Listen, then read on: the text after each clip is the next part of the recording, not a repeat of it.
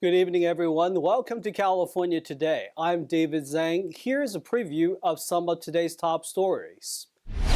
A baseball legend is running for U.S. Senate. He's vying for the seat held by late Democratic Senator Dianne Feinstein. California has more new laws. It's a race against the clock as the governor continues to review and act on hundreds of bills passed this year. California officials explore using AI to help homeless people. Health officials say machine learning could identify at-risk people. First up, an update on yesterday's car crash. Police in San Francisco fatally shot a driver who rammed his car into the Chinese consulate. SFPD say when officers arrived at the scene, they found the vehicle in the lobby of the building. Officers entered, made contact with the suspect, and an officer-involved shooting occurred. Officers rendered aid, and they had summoned paramedics from the San Francisco Fire Department. And in spite of the life-saving efforts of the police officers, firefighter, paramedics, and personnel at the hospital, the suspect was later pronounced deceased at the hospital. Police have not yet released the identity of the driver or determined the reason for the crash. There is no indication that anyone else was injured. The Chinese embassy said in a post that an unidentified person drove violently into the document hall of the consulate, posing a serious threat to the safety of staff and people at the scene, and causing serious damage to the facilities and property of the consulate.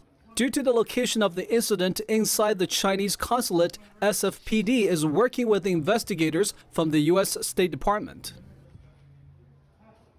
A former baseball MVP runs for U.S. Senate. Dodger legend Steve Garvey puts in as a Republican candidate.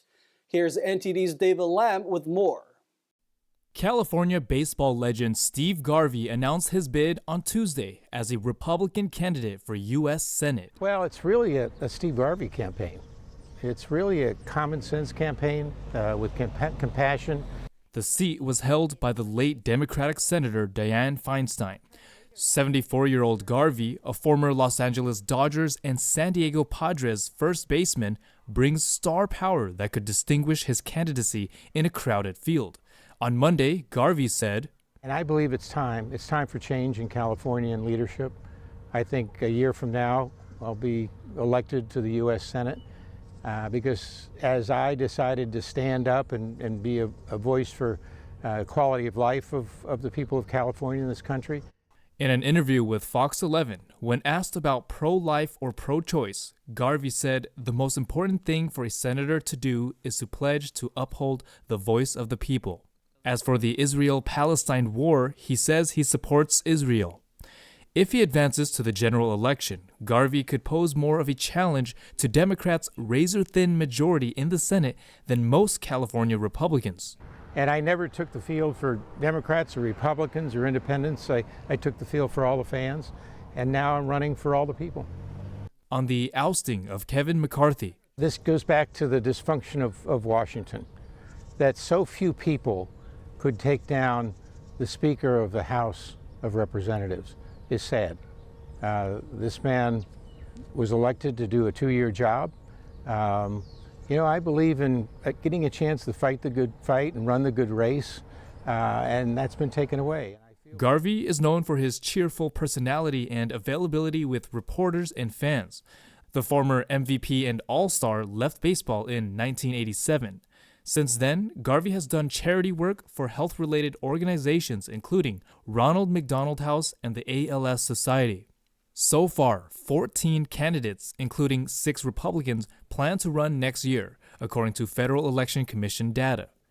California, which has not elected a Republican to the Senate since 1988, will vote in the November 2024 general election to fill Feinstein's seat.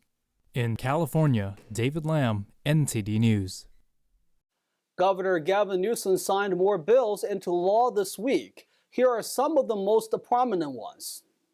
California became the first state to ban 4 chemicals used in well-known candies and other foods and drinks because of their link to certain health problems. Newsom signed a law banning the red dye No. 3 chemical used as food coloring for products like Peeps marshmallow candy. The chemical has been linked to cancer and banned from makeup for more than 30 years. The law also bans brominated vegetable oil, which is used in some store-brand sodas, and potassium bromate and propylparaben, two chemicals used in baked goods. Under another law, Californians with untreated mental illness and drug or alcohol addiction issues would be required to receive treatment. The move is part of the state's efforts to address its growing homelessness crisis. It also expands the definition of gravely disabled to include people who are unable to provide themselves with basic needs such as food and shelter.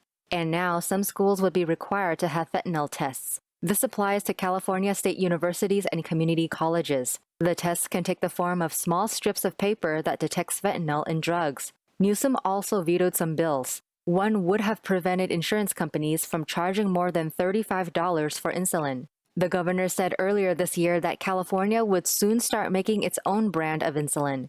The state has a $50 million contract with nonprofit pharmaceutical company Civica RX to manufacture the insulin under the brand CalRx. The state would sell a 10-millimeter vial of insulin for $30. He also vetoed legislation that would have required dozens of the state's largest cities, counties, and educational districts to use independent commissions to draw voting districts. California's local redistricting methods came under scrutiny last year following a leaked recording of a private discussion among several Los Angeles City Council members. Newsom has until October 14th to act on any remaining bills that lawmakers have sent to his desk.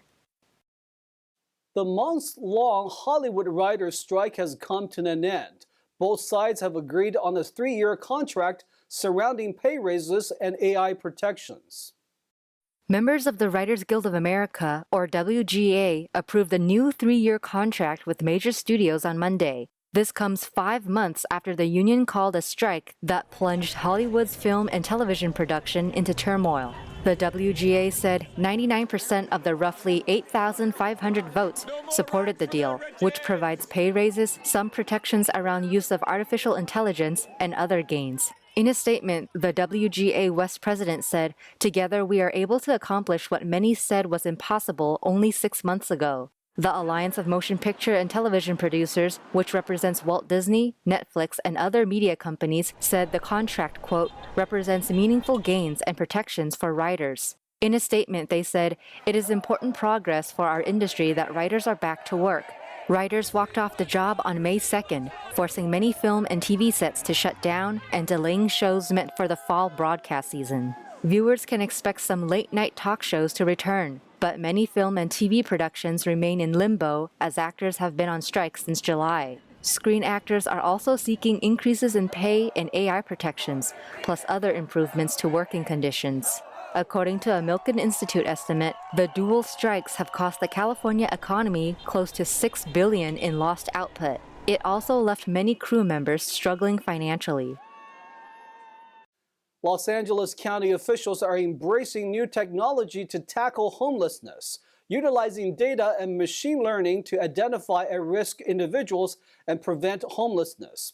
NTD's Stephanie Sikal hears more from a county health official. While AI seemed to pose a threat to writers and actors, it's having another effect in other industries. Los Angeles County officials are exploring the use of new technology to combat the homelessness crisis.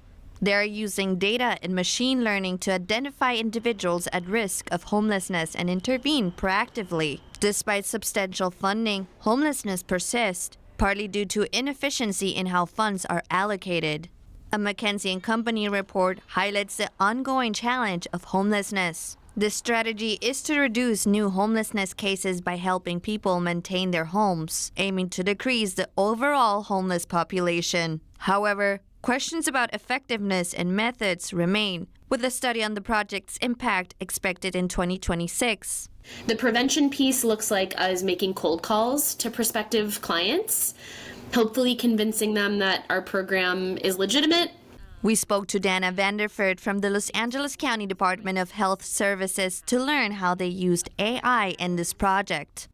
We look at folks who are going to the emergency room frequently, who are getting arrested frequently, who are interacting with the Department of Mental Health frequently. People who are having those sorts of frequent crisis level interactions are the same people who are going to fall into homelessness in the next 12 months. They'll receive 4 to 6 months of case management, linkages to supportive services, so connections to legal services, immigration services, health services, mental health services, as well as very flexible and significant financial assistance.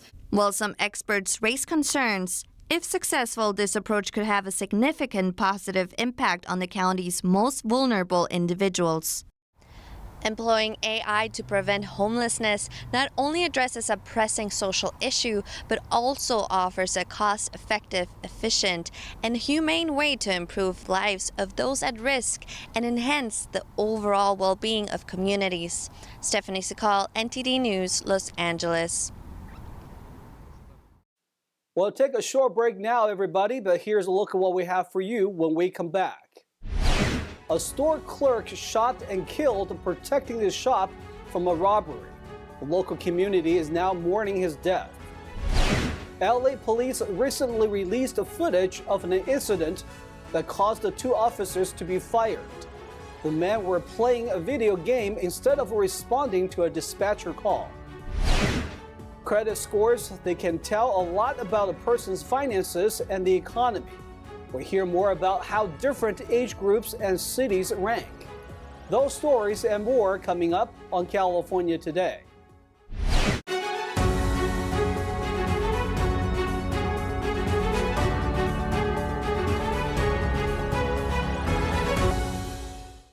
Welcome back to California Today. I'm your host, David Zhang.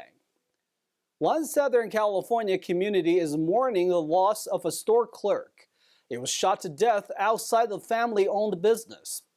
NTD's Christina Corona has more from the scene. We're here in West Covina, where an employee tragically lost his life while trying to prevent a robbery here at Big Bob's Liquor and Market on Sunday.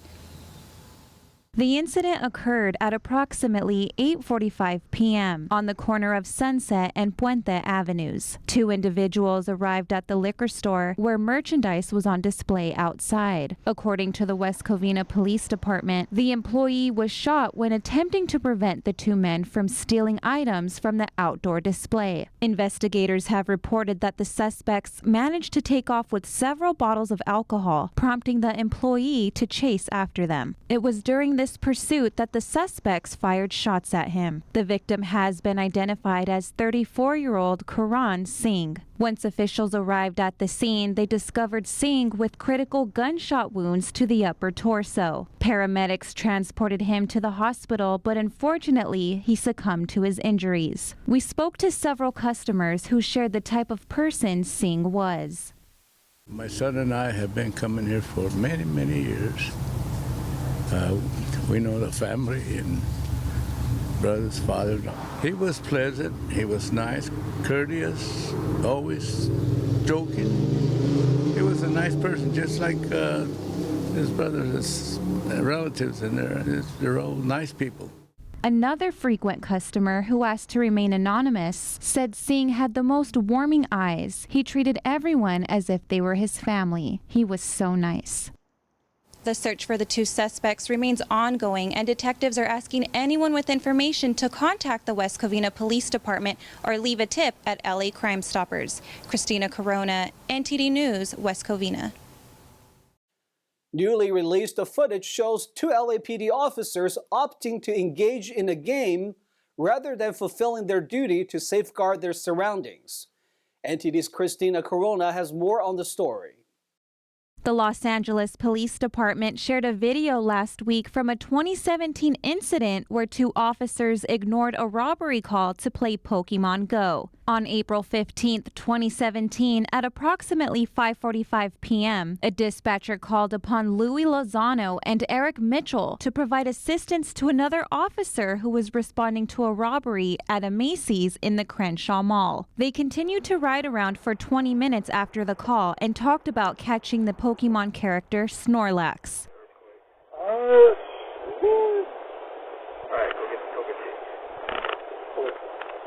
Upon arriving at the scene, a police captain noticed the officers' nearby parked patrol car and questioned why they didn't respond. He had to respond to the call himself. The officers later claimed they didn't hear the radio request for backup. However, video footage from inside the patrol car captures Lozano saying, "Aw, screw it," in reference to the request as detailed in court filings. According to the department, Lozano and Mitchell were merely 200 yards from the scene. Lozano and Mitchell were fired in 2018, over a year following the reported incident. Their dismissal was the result of the disciplinary board found them guilty of breaking department policy. This incident was captured by a digital camera installed on the patrol car's dashboard. At the time of the incident, Lozano had served over 17 years with the LAPD, while Mitchell had been a part of the department for nearly 8 years. Christina Corona, NTD News, Los Angeles.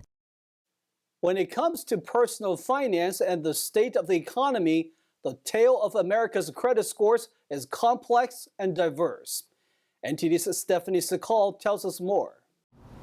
In the United States financial world, credit scores are crucial for individuals and the economy, with intriguing variations across America. So what is the average American credit score? According to a study by WalletHub, the average credit score in the United States is generally favorable, with a Vantage score model average of 696 and a FICO model average of 714. However, credit score averages can vary based on geography and demographics. For example, the North has the highest average score at around 727, while other regions lag by approximately 30 points. Age also plays a role, with people in their 20s averaging 679, while those in their 50s score over 60 points higher. We spoke with Lucas Arfinengo and his relationship with credit and where it stands now. It's been a roller coaster. So coming to LA for the first time, coming from New Jersey, I didn't really know what credit was, and because of that, I had just gotten a credit card, didn't make some payments on time, and my score dropped by 120 points. In the meantime, I was also looking to buy a car, and that added an extra $7,000 to the car that I could have gotten if I had just made those credit card payments. So it just added such a financial burden on me that was extremely unnecessary if I had just known some credit basics, and I really wish someone had taught me some credit 101 before coming into the real world from school. According to WalletHub, monitoring credit score trends can provide insights into customer and economic health. From 2010 to 2022, the FICO score increased by 27 points, reflecting economic recovery. Credit scores have since stabilized, but they can lag behind economic events. So basically, I started a company to help young adults transition from school into the real world, basically teaching them financial literacy and social emotional skills, basically everything that school should have taught you but didn't. As of now, any university that wants to partner with us, they can reach out to info@lifelit.com, and we'll be happy to partner. Credit scores tend to improve with age, mainly due to accumulated wealth and financial experience. The length of credit history, accounting for around 15% of the score, is also a factor. While young adults can get credit cards at 18, a correlation exists between age and credit quality. Among major cities, San Francisco leads with an average score of 733, while San Diego and Colorado Springs have the lowest averages at 524 and 498. In essence, understanding the importance of credit scores is crucial for making sound financial decisions, accessing opportunities, and achieving financial well-being in the United States. Stephanie Secal, NTD News, Los Angeles. Now let's check in with NTD's Tyler Castillo for our sports roundup.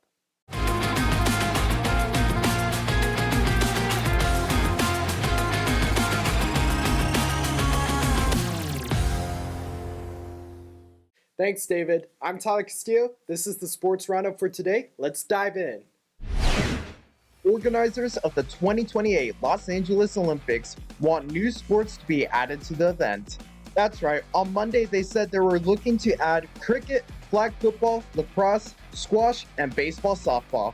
Their recommendations need approval by the International Olympic Committee, or the IOC, with a session set for Mumbai this month. The LA Times reported that the sports are likely to be approved. Of the 5 sports mentioned, 3 of them have never been in an Olympic program. That means that flag football, squash, and lacrosse will make their Olympic debut, if approved. Cricket, which enjoys enormous global appeal, will return after appearing once at the 1900 Games. Baseball was featured in several previous games.